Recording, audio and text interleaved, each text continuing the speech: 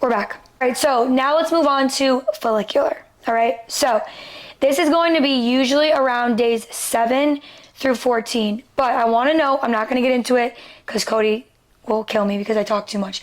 Follicular starts to kind of merge with menstrual a little, but I'm not going to go there.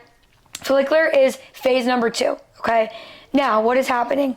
Your estrogen is starting to rise and is dominant, okay, right now. So you're estrogen dominant usually in this phase. Your stamina may be low, but your energy is slowly rising, right? So a little more in depth what your body is doing. You are becoming estrogen dominant, all right? And so this phase can have the most of like length variation, because I know we're gonna get the people that are like, oh, mine's blah, blah, blah.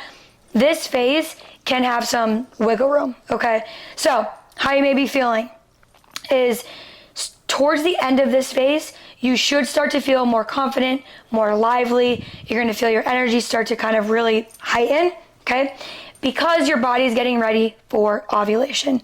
Now again, really quick, workouts here, HIIT, boxing, strength training, swimming, running, mindset. This is gonna be your brainstorming, planning era. Try new things, socialize. This is like your confidence boost, get creative. Activities, learn a new skill, adventurous date night and girls' night out, family game night, things like that. And then foods to eat, flaxseed, avocado, make sure you're using olive oil, zucchini, leafy green vegetables, etc. Okay? All right, anything on that? Ladies, if you want a better relationship, you want a dream relationship, you want one of those TikTok relationships, one of those Santorini, Italy, Greece relationships, Santorini. flowing, dreamy shit, get your man on the same page, be vocal about it. This is cool. This is fun now. This is what people do when they have successful relationships. They're open about what's going on about their bodies, whether their bodies are convulsing this week or if their bodies are going to be cool this week. So get them on the same page, get a calendar, use our resources, check the links in the description here. We have free resources, we have paid stuff, doesn't matter, look through our stuff. We have plenty that can help out, but let your man, let your partner know, like, hey, this is where I'm gonna be this next week, this is where I am in my phase. Check the calendar, add it to the Google Calendar, the iPhone calendar, doesn't matter. It will literally help you guys plan your life, plan your date night, plan when you need to stay in bed on a Friday night versus planning on going out to a proper date night on Friday night. Love that. Yep. Also, to you guys, this is really good. I get this question a lot. This is really good for fertility purposes, getting your body ready for fertility, making sure that everything, nutrients are, skyrocketing, all of that stuff. But also, if you're not trying to get pregnant, right? So tracking and knowing where your body is and what it's doing at each time is very helpful. Okay, phase 3, ovulatory phase. Okay, you guys, this is only a 3-day phase. Okay, usually it's day 14 to 17. Okay, now this is where your estrogen peaks, testosterone and progesterone rise. So this is where you're going to be feeling that sex drive, that confidence, that very bold, creative energy, right? You want to do a lot of stuff. You can do it all. This is then, okay? Energy is the highest during this phase, and you may even experience a boost of confidence, okay? So, how you may be feeling at the beginning, your high levels of testosterone and estrogen are going to make you feel like that social, outgoing person, may even feel a little flirty. I added that in there because I just think, why not, right?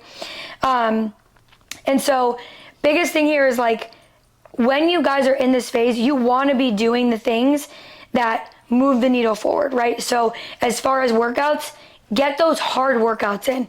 The HIIT, the cardio, resistance training, circuit training, running, Pilates, all of those. Mindset, you're in a confident, outgoing state, okay? Super focused. And you guys, believe it or not, I know you're gonna think I'm frou-frou. In this phase, if everything is balanced and you're going through it after like, a couple months of balancing, your energy is magnetic in this phase because your aura is very confident, stable, excited, outgoing, okay? Activities, meet new people, start a new project, explore a new city, experience nature, like all of those life invigorating things. And then foods, you can do quinoa, eggs, kale, flax seeds, pumpkin seeds, fruits, just really quick before we move on, something people get confused on is like when I say fruits, I mean berries, right? So raspberries, blueberries, blackberries, citrus fruits, papaya. He's gonna kill me for this, but mango and pineapple, you guys, they are delicious. And yes, eat them, but do not have an overabundant amount of them because they are very high in sugar. Now, come on, man. For the disclaimer, for all the health freaks, God's sweet juice. That's that flavor. all fruit, you guys, Boom. has sugar. That's the point. That's what we're supposed to be eating instead of the brownies and cookies.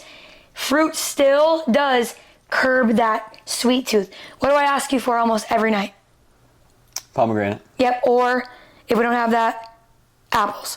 Apples, yep. Green apples, right? You can get a whole bag of apples at Sprouts for like a couple bucks. Yep, so like just make sure you guys are aware of that. Your brownie craving does not mean your body wants a brownie. Just so you guys know, okay? Anything else on there? Yeah, sweets for sure are important because you realize when you start to shift your palate, when you start to shift your nutrition and everything that we do and we coach on and stuff, when you start to shift, you're like, oh, holy shit, like we were supposed to eat apples when we want sweets. We were supposed to eat pineapple if you're craving a sweet. So like you guys, I'm literally not kidding. After this, he knows. I bought 2 of them yesterday. I'm going to get changed, get unready, and I'm going to get the package of pomegranates. And I'm going to sit here and eat the whole thing just like I did last night. And you bet your bottom dollar I'm gonna be digging around the fridge tonight for some mango or a pineapple I might have left there last week, because that's God's nectar, and you want. He loves mangoes. You gotta have some every once in a while. Mm-hmm. It's gonna be better than Krispy Kreme for sure. So good. Try out your Krispy Kreme for some pineapple this weekend. For real. Okay, phase number 4, luteal phase. Okay, this is days 17 to 28, right? So this is when progesterone is being produced. It peaks and then it drops, okay? Now, here's what happens. Progesterone is being produced. Then it goes to its highest point. If you are not pregnant, then it's going to immediately drop, right? If you are, it's going to then fertilize, right, with the egg. Or help that process, sorry. And so this phase is a little bit weird, you guys, because you're coming off of your ovulatory phase where you're like super high energy, super confident, super like in your sexy flirty. But then you're also now entering a phase where everything is now getting ready again to drop, because now you're going to go back to menstrual, right? So this phase, you're going to experience like that mix of both. You're going to still kind of lean into that high energy, confident feeling. But now if you're not pregnant, now that progesterone is going from peak level to dropping, which then your energy levels are going to start to fall during this phase as the body is preparing to then have another menstrual cycle, bleed, and do this whole thing all over again, okay? So, some things with luteal. If the egg released from the ovulatory phase isn't fertilized, your hormone levels begin to decrease, right? And then the menstrual cycle will begin. So how you may be feeling. First part of this phase, like I said, mood and energy, fairly normal. If pregnancy doesn't occur, AKA that peak, your hormones take a major decline, okay? And can lead to the lousiest feelings of the month. Because this phase, you guys, leads into menstrual when you're already in that fatigue, moody, etc. But luteal is where it actually happens, okay? And so you're more likely to start to experience those PMS symptoms like, okay, I'm getting my period in 5 days, in 4 days, in 6 days. And so you're gonna feel a little more sensitive, maybe a little more easily agitated, and fatigue, sleepiness, or grumpiness are super common, okay? Go ahead. And what I feel from this too, when I think before you got off the pill, maybe, when it was worse, obviously. But when she says, "Hey, I think my period's coming in 3 days. My period's coming in 5 days," that's when you have to hold each other accountable, at least. Or if you're single or whatever, look in the mirror and hold yourself accountable. And be like, "Okay, for the next 3 to 5 days, I know this is coming. I know my period's coming. I need to get my nutrition right and my habits and routine right now so that I can have a less miserable, a actually more comforting, more smooth and light period. Yep. From my understanding, at least. Yeah, something that you guys... Until when you can sense that. Like, because I remember back when you were saying, like, oh, it's coming in 3 days. I'm like, okay, we need to start preparing now. Get your food right. Get the supplies. He's like, okay, call 911.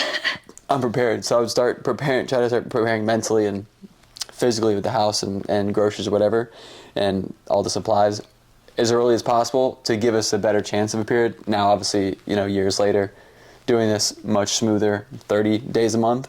But that's probably from my perspective, when you hear like, hey, it's coming in 3 days, get the routine, the habits, and the supplies ready. Yeah, some of you guys, it's like clockwork. Every single time I'm like, okay, I need blueberries, I need grass-fed beef, I need pumpkin seeds, and I need water. And he's like, okay, let's go.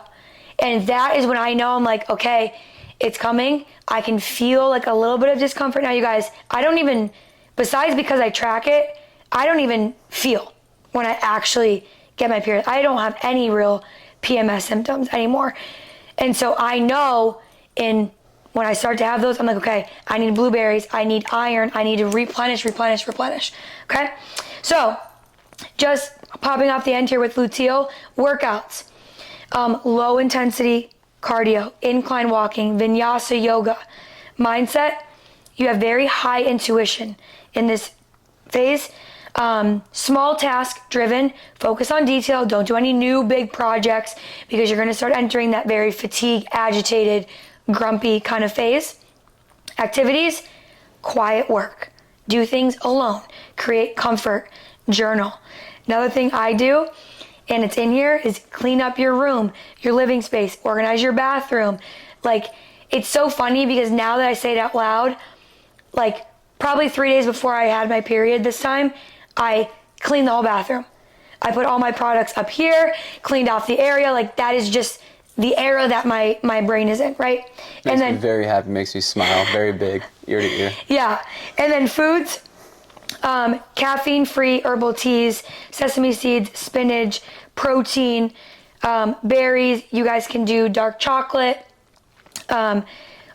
Something to note. Oh my God, I almost forgot, thank God. During your menstrual, do not drink coffee. Do not. It is a diuretic, which means you are already dehydrated when you wake up. Now everything is dropping. Now you're having caffeine, which causes blood sugar, hormone imbalance, more cramps, and it also is a diuretic, which makes you even more dehydrated and makes the cramps so much worse than they have to be. But Francesca, damn it, my Starbucks Frappuccino, what am I gonna do? You're not going to drink it, okay? Now, you guys, there's also alternatives, right? Number one, if you're craving something sweet, first thing I would have you try is eat something sour. Guarantee you won't want it. But number two, if you want to try to drink coffee, again, do it at your own risk, I told you, then you need to do a coffee that has like, not a latte, not a cappuccino, straight coffee with oat milk, and if you're gonna do creamer, dairy-free. Like, it has to be the most simple thing ever. In my opinion, you guys, I would just opt for matcha. It is extremely beneficial. It is the highest form of green tea with 2 different ingredients that are also really good for anti-inflammatory, which help cramps. So that's what I would say. That's just something I wanted to add before we end. Or if you want to be a savage, just drink some black coffee, like Folgers, that old school, like your grandpa. Do not. Like your grandpa drank right out of the can. No, guys, do not. Powder. It's basically gunpowder. It's so bad, you guys. It's so bad. Do not. But you guys, more than anything, I really try like at least the first 3 days to just drink water. I'm like, just water, just go with water. So Liquid IV has changed our life. we drink probably 7 a day. We're also not sponsored by Liquid IV, maybe someday when they accept more affiliates. But yeah, Liquid IV, Body Armor, all those are really, really game changer to get that sodium. Peak hydration, PIQUE is really good. Get the good sodium, get the good salt in your veins. make you more hydrated, help all your systems. Yeah, so you guys, other than that, that's really pretty much it. The biggest thing I want you guys to remember is it matters. Like, it's not just about the food. It's about what you are trying to force. If you are trying to force a new project or a new business during the phases where I said you're brain fogged, fatigued, extremely tired, like, that does not make it any better. You will only get more agitated, more stressed. And honestly, some of y'all, I love you, but some of y'all are mean. You are mean on those phases. Mean to your family, mean to your friends, mean to your partner. And I love y'all, but it's not an excuse to just be nasty, okay? Mm-hmm. You are in control of your body. You are in control of your hormones. So stop eating chips and cookies and coffee, and you might just feel and be a little nicer. Mm-hmm. I had to say that because I was someone who used to be nasty. And I'm like, it's not my fault, I'm on my period. Well, maybe if I took a second to even know what's going on in my own body, I might be able to help myself out and help everybody else. So stop being moody, nasty, little biatches. But now she's a perfect, sweet angel. And fellas, hey, gentlemen, instead of saying, so you come here often? When you're talking to the bar, no one's probably said that since like 1986. But instead of saying, so you come here often, say, so what phase are you in right now? Like, you feeling like ovulatory, or you're like you? Because if you're in like menstrual or luteal, we're gonna have to rain check. Netflix and ovulatory. For real, you guys. But the biggest thing is like, know your body, be in tune with your body, talk about it. This doesn't have to be a weird conversation, but it is important for both parties. If you are in a relationship, to understand what's going on, right?